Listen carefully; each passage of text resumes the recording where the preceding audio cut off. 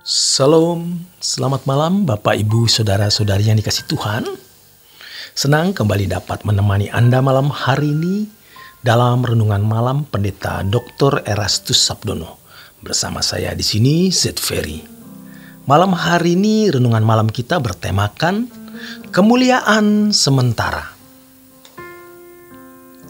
Hampir semua manusia, dan bisa ini dikatakan semua manusia, tentu manusia yang sehat dan wajar berpikirnya, ingin memiliki prestasi di dalam hidup, ingin ada pencapaian di dalam hidup ini.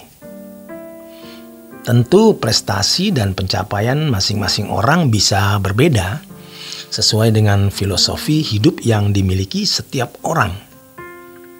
Yang satu pencapaiannya dalam dunia pendidikan, yang lain dalam dunia politik dan pemerintahan, yang lain lagi dalam bentuk materi atau kekayaan, dan lain sebagainya. Tetapi pernahkah kita memikirkan prestasi yang memiliki nilai kekal? Sebab kalau hanya gelar, kekuasaan dan pangkat, kedudukan, kekayaan, popularitas, atau apapun yang bisa diraih oleh seseorang, semua akan lenyap seperti uap. Dan ketika seseorang melihat realita bahwa semua yang diupayakan dengan susah payah akhirnya lenyap dalam sekejap, itu ketragisan yang luar biasa.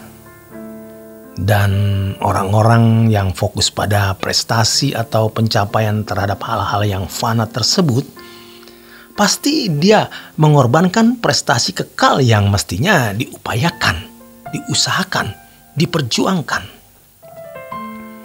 Betapa tragisnya itu. Tuhan Yesus memberi pesan kepada kita. Apa gunanya orang beroleh segenap dunia kalau jiwanya binasa? Jadi, apapun prestasi yang bisa dicapai, tetapi kalau jiwanya binasa, tidak ada artinya. Mari kita memikirkan hal ini dengan serius. Memperkarakan ini di sepanjang hari, minggu, di sepanjang bulan dan tahun-tahun hidup kita. Tuhan menghendaki kita berubah. Tuhan menghendaki kita mengarahkan fokus kita kepada yang bernilai kekal atau abadi. Jangan sampai kita mengalami ketragisan hidup ketika apa yang kita usahakan, upayakan dan perjuangkan dalam tahun-tahun umur hidup kita dengan susah payah lenyap dalam sekejap, dan kita tidak memiliki apapun di dalam kehidupan ini. Di dalam 2 Korintus 8 ayat yang ke-9, firman Tuhan mengatakan, "Karena kamu telah mengenal kasih karunia Tuhan kita Yesus Kristus, bahwa Ia yang oleh karena kamu menjadi miskin, sekalipun Ia kaya, supaya kamu menjadi kaya oleh karena kemiskinannya." Kita percaya bahwa Yesus sudah ada sebelum lahir di kota Bethlehem. Jadi ada praeksistensi. Dia memiliki kemuliaan sebelum datang ke dunia. Dia adalah anak tunggal Bapa. Tentu kekayaan yang dimaksud di sini bukanlah kekayaan materi. Sebab kekayaan Yesus tidak diukur dengan materi. Kemuliaan bersama Bapa, itulah kekayaannya. Dia rela meninggalkan kemuliaan untuk menjadi manusia. Bahkan dalam keadaan sebagai manusia, Ia direndahkan, dihina dengan tubuh setengah telanjang atau telanjang, tergantung di kayu salib antara langit dan bumi, dan mati dalam keadaan miskin, karena jubah yang dikenakannya pun dilucuti dan diperebutkan dengan undi. Hal ini luar biasa, yaitu supaya kamu menjadi kaya. Tentu kekayaan di sini adalah kemuliaan seperti kemuliaan yang pernah Yesus miliki. Supaya kita yang miskin menjadi kaya oleh karena kerelaannya. Dia yang kaya menjadi miskin. Tetapi persoalannya sekarang, apakah benar kita sudah menjadi kaya? Ini bukan kekayaan materi. Apakah kita telah memiliki kemuliaan atau layak dimuliakan bersama dengan Tuhan Yesus? Roma 8 ayat yang ke-17 mengatakan, jika kita adalah anak, maka kita juga adalah ahli waris. Maksudnya orang-orang yang berhak menerima janji-janji Allah, yang akan menerimanya bersama-sama dengan Kristus. Di dalam Injil Yohanes beberapa kali dikatakan, atau Yesus mengatakannya demikian, kemuliaan yang kau berikan kepadaku sebelum dunia dijadikan. Kemuliaan yang akan dikembalikannya kepada Kristus dan bersama-sama dengan Yesus. Kita akan menerima kemuliaan itu. Persoalannya, kita memiliki kemuliaan itu atau tidak.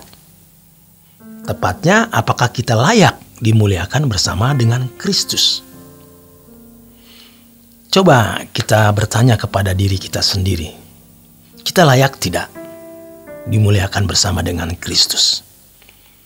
Apapun yang kita telah capai dan miliki hari ini, itu kemuliaan sementara.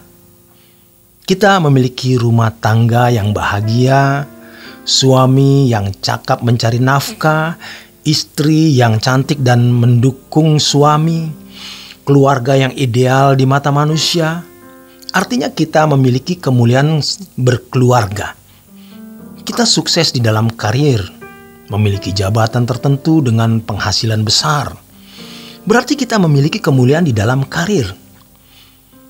Kita meniti studi dari SD, SMP, SMA, perguruan tinggi, mencapai gelar bukan saja stratum 3, tetapi juga profesor barangkali.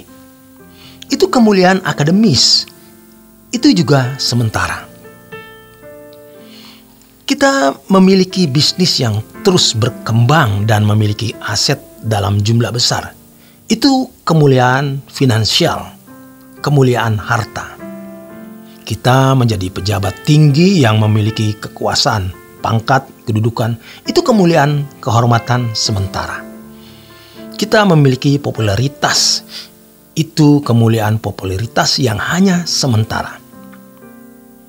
Yesus datang memberi kita kesempatan untuk memiliki kekayaan yang abadi. Dan kekayaan itu kemuliaan bersama dengan Dia. Tidak berlebihan, karena tidak ada kata kalimat atau narasi atau penjelasan apapun yang bisa menggambarkan kemuliaan itu. Sebagaimana Allah yang mulia, yang kemuliaannya tidak bisa kita pahami dengan nalar kita yang terbatas. Demikian pula dengan kemuliaan yang Allah berikan untuk putra tunggalnya. Juga untuk orang-orang yang berhak menerima kemuliaan itu. Demikian kebenaran firman Tuhan malam hari ini. Selamat malam, Tuhan memberkati.